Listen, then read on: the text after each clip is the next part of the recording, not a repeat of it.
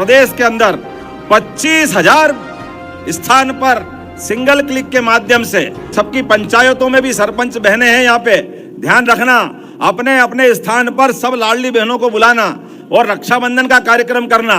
और कल एक साथ पूरे प्रदेश में सबके पास 1250 तो लाडली बहना के और 250 रुपए रक्षाबंधन के पैसे दोनों आपके सबके खाते में आने वाले हैं। याद रखना, जैसे देवउठनी एकादशी होगी तो आप पंचायत के अंदर भी जनपद में बड़े बड़े सामूहिक शादी के कार्यक्रम करिए। हमारे लोगों की आमदनी जो उनकी मेहनत की है वो बचा करके सरकारी योजना से उसका विवाह कराएंगे। विवाह करना मना नहीं है, लेकिन उसके ऊपर अनावश्यक कर्जा नहीं होना चाहिए। तो आज अपने बीच में रक्षाबंधन के अवसर पर यह भी हमको संकल्प लेना है कि अपने शादी ब्याह में भी अनावश्यक खर्चा नहीं करना, मौत मैयत में भी अनावश्यक खर्चा नहीं करना, और अपने बाल बच्चों को पढ़ाने के लिए जो जरूरत हो आपके माध्यम से आपके लिए भी और सरकार के माध्यम से दिलवा सकते हैं। वो सारे पैसे अपन देंगे, लेकिन भांजे भांजी पढ़े आगे बढ़े अपने माध्यम से। हमारा जो हुआ, लेकिन बाद की पीढ़ी आगे बढ़ना चाहिए। बोला बढ़ना चाहिए कि नहीं बढ़ना चाहिए? तो ताली वाली बजा के बताओ, अपने अपने परिवार के अंदर यह माहौल बनाएंगे या आंदोलन का रूप लेंगे? इन सारे मामलों को लेकर के आज के रक्षाबंधन की यह मूल कल्पना की गई थी। मेरी अपनी ओर से पंचायत ग्रामीण विकास मंत्रालय और सभी सरकार के अन्य विभागों को भी मैं बधाई देना चाहता हूं और उम्मीद करता हूं कि रानी दुर्गावती के नाम पर, क्योंकि रानी दुर्गावती का नाम ही ऐसा है जिनके माध्यम से हर एक किसी देशभक्ति की भुजा फड़कती है, जो जीते जी इस देश की आजादी के लड़ी।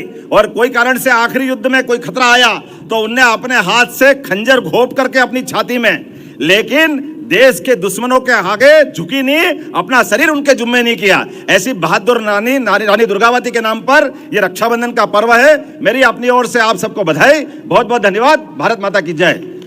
अपने देश के अंदर हजारों साल से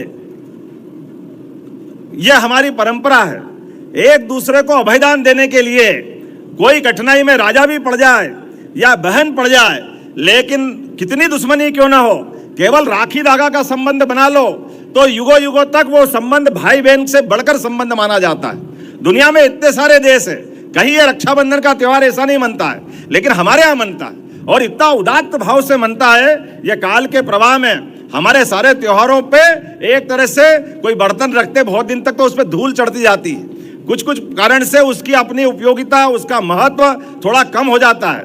यशस्वी प्रधानमंत्री नरेंद्र मोदी जी के लिए जोरदार तालियां बजाओ, जिन्होंने बहनों के लिए कितने प्रकार की योजना लाए, कितने प्रकार के नए नए कार्यक्रम आ रहे हैं। अरे घर घर चूल्हा जलाने के लिए जो कष्ट होता था, उज्ज्वला गैस कनेक्शन के माध्यम से पहली बार मोदी जी ने घर घर गैस की टंकी दी है। जोरदार अभिनंदन करो एक बार फिर माननीय मोदी जी का। हमारे लिए 15 अगस्त, ये 26 जनवरी और 15 अगस्त दोनों राष्ट्रीय पर्व देश की आजादी के लिए और गणतंत्र की स्थापना के लिए दोनों वही महत्व रखते हैं। आप सबसे भी निवेदन करूंगा, एक एक व्यक्ति जो यहाँ आया है अपने प्रत्येक के घर पे स्वयं भी तिरंगा लगवाए और अपनी पंचायत में कोई घर नहीं बचने दे जहां तिरंगा नहीं लगे। बोलो तैयार है कि नहीं? अपन सब सारी बहनें याद रखना, पूरी पंचायत के अंदर सबको घर घर तिरंगा लगाने के लिए प्रेरित करना है। यह माननीय यशस्वी प्रधानमंत्री श्रीमान नरेंद्र मोदी जी का आग्रह है और यह होना भी चाहिए।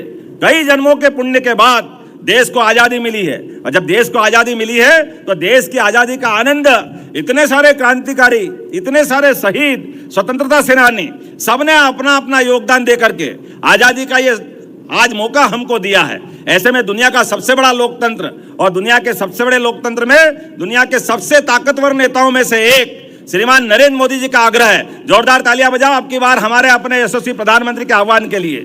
कोई घर खाली नहीं रहेगा, हर घर तिरंगा लहराएगा। इधर जन्माष्टमी भी आने वाली है, बोलो कृष्ण कन्हैया लाल की। इस बार कृष्ण कन्हैया जब आएंगे तो धूमधाम से आएंगे, आना चाहिए कि नहीं आना चाहिए? जन्माष्टमी, रक्षाबंधन, गुरु पूर्णिमा, अरे हमारे त्योहार है। ये त्योहार सरकार के आधार पर छुट्टी करने के लिए थोड़ी होते हैं। छुट्टी तो उस दिन होती है, लेकिन छुट्टी से पहले पूरा समाज आंदोलित होना चाहिए। इसलिए प्रयास कर रहे हैं आप अपनी अपनी पंचायत में भी छोटे छोटे गोपाल, लड्डू गोपाल अपने अपनी पंचायत में भी बुला करके छोटी छोटी प्रतियोगिता करा सकते हैं कि अपनी यशोदा माता और अपने छोटे बाल गोपाल को जो लेके आएंगे, आनंद से जन्माष्टमी मनना चाहिए। 2-3 दिन मनना चाहिए। कितना अच्छा लगता है, छोटा बच्चा कैसा आनंद आता है। हमारा कृष्ण कन्हैया जिसके आने के बाद सच्चे अर्थों में जीते जी जिन्होंने अपने जीवन से बाकी सबको प्रेरणा दी, ऐसे उदात्त जिनके जीवन है, ऐसे हमारे अपने जन्माष्टमी का ये पर्व बहुत धूमधाम से मनाना चाहिए।